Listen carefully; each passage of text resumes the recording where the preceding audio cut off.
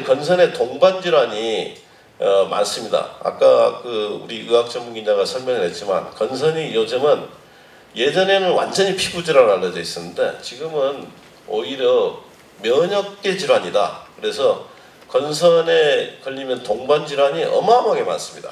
뭐 심지어는 심장 뭐 이런데 뭐 침범 안 하는 데가 없어요. 그래서 건선이 피부 질환이 아니고 다른 여러 가지의 전신 질환이 아니냐 이렇게 설명하는 사람도 있습니다. 그러나 제 판단으로는 건선은 분명히 메인은 피부 질환이에요. 피부 질환이고 그거를 잘못 판단한다든가 잘못했을 경우에 여러 가지 동반 질환이 동반되는 질환이다. 저는 그렇게 이해하고 있어요. 그러나 저하고 또 의견을 달리하는 사람도 있습니다. 물론. 그래서 일단 건선의 동반 질환이 어떤 게 있느냐. 손발톱 건선, 아까도 제가 설명했죠. 손발톱이 거치게 되거나 또는 볼펜 촉구기로 오목하게 들어간 자국이 여러 군데 보일 수 있고 손발톱이 비정상적으로 두꺼워질 수 있습니다. 이런 게 보통 건선 환자 10년 내지 15년 되면 한 20-30%에서 나타납니다. 물론 건선이 아주 짧을 때는 이런 일이 별로 없어요. 그래서 이런 거 발생했을 때는 피부 무좀과 상당히 유사하거든요. 그래서 이거는 간단한 검사를 하면 금방 알 수 있어요. 다음 슬라이드. 그 다음에 또 건선하고 동반되는 질환 중에 많이 하는 게 건선 관절염입니다. 여기 청중들 보시니까 나이 연세가 많으신 분들이 많은데 이거는 류마티스성 질환하고 또 다른 겁니다. 류마티스 병하고 건선 관절염, 류마티스성 관절염하고 건선 관절염은 전혀 달라요. 건선 관절염은 류마티스는 주로 큰 관절에 많이 관여하죠. 큰 관절. 근데 건선 관절염은 손, 발가락과 같은 작은 마디 관절에 주로 관여합니다. 그러면서 염증이 생기거나 손, 발가락 전체가 붓는 형태. 물론 그 중에는 척추에도 발생하기도 합니다. 그래서 아침에 일어났는데 허리가 아파서 못 일어났다. 건선 환자가. 그러면 건선 관절염의 초기예요.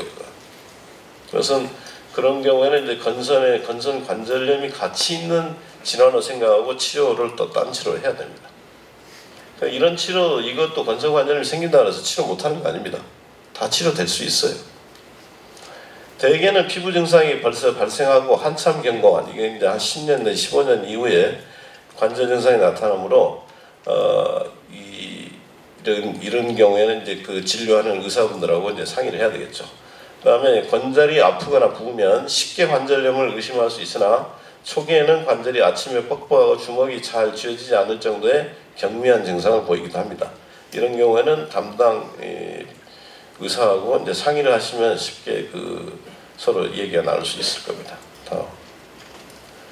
그 다음에 이제 건선의 동반 질환은 그 두 가지가 주로 많고요. 다른 질환도 많습니다만 뭐 여기서 설명하려면 시간이 너무 많이 걸리기 때문에 이 건선 관절염이 이렇게 다 생길 수 있습니다. 근데 주로 많이 생기는 게 손가락, 발가락에 많이 생겨요. 손가락, 발가락, 이게 조그만 관절들. 다음. 네, 이런 식으로 이렇게 좀 붓는다든가, 끝이 아프다든가, 끝이 붓기도 하고, 염증이 생기기도 하고요. 다음. 이런 상태로도 갑니다. 진행되면. 류마티스 관절하고 상당히 유사하죠. 그러나 류마티스 관절하고 틀린 점은 몇 가지가 있습니다. 류마티스성 인자라는 류마토이드 팩터라고 그런 인자가 있는데 그 인자가 이 사람들은 음성입니다. 류마티스성에서는 양성으로 나왔다는데 이걸 엑스레이상으로 보면 이렇게 관절 유착이 보이는 수가 있습니다. 다음. 그 다음에 이제 건선의 동반 질환에 다른 거 전체적으로 제가 면역 이상이라고 했죠. 그래서 전신적으로 다 생길 수 있어요. 그래서 심혈관계나 대사 이상이라는 건 주로 이제 당뇨병 같은 겁니다. 건선은 면역 시스템의 혼란으로 지속적인 염증이 발생하는 질환으로서 전신적인 염증은 심혈관 이상이나 대사 이상을 초래해서 건선이 수명에 영향을 주는 중대 질환과 관련이 될 수 있다. 나타날 수 있는 게 고혈압, 이상 지질혈증, 당뇨, 비만, 대사증후군 이런 것들이 다 생길 수 있습니다. 그래서 이런 경우에 다 생기면 어떻게 하느냐? 그럼 뭐 치료 방법이 없느냐? 치료 방법이 있습니다. 최근에 특히 나오는 바이오로직스라고 그런 것들로 주사제를 쓰면은 이거를 어느 정도 예방도 할 수 있고 치료에 대비할 수도 있습니다. 물론 다른 질환, 다른 약으로도 충분히 할 수 있고 너무 걱정하실 필요는 없어요. 이런 것들이 있다 정도만 이해하시면 되고요. 다음에 이제 건선의 발생 원인을 대해서 간단하게 설명하겠습니다.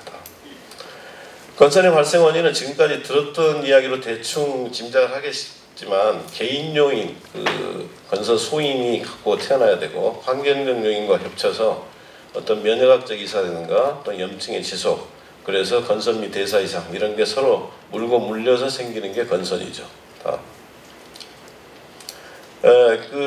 그걸 하나하나씩 조금 설명하면 아까 설명했습니다만은 피부의 각질 형성 세포가 빠르게 증식하기 때문에 보통 6배 내지 8배 정도 빠르게 피부가 증식한다는 거죠. 그래서 이 빠르게 증식한다는 건 결국 각질 형성 세포가 완전히 성숙하기 전에 빨리 자라기 때문에 비등과 같은 비정상적인 각질이 겹겹이 쌓여 나타나죠. 이런 것들은 주로 면역세포가 관여하고 있는데 T세포가 주로 관여하는 것으로 알려져 있습니다. 뭐 여기까지 환자분들이 이해하실 필요는 없고 여기서 이제 더 나가서 지금은 TH17 세포라는 게 주로 관여한다고 되어 있습니다만은 그거는 그냥 안 들으신 걸로 넘어가도 됩니다. 다음. 그 다음에 이런 면역학적 이상 외에 유전적, 환경적, 피부 자극, 건조, 상기도 감염, 아까 제가 이건 다 설명했고요. 이런 게 악화에 관여하고 우리나라는 건선 환자 10명 중에 4명 정도가 건선 가족력이 있는 것으로 나타나 있습니다. 건선 가족력이 있는 것이 이게 유전질환은 아니에요.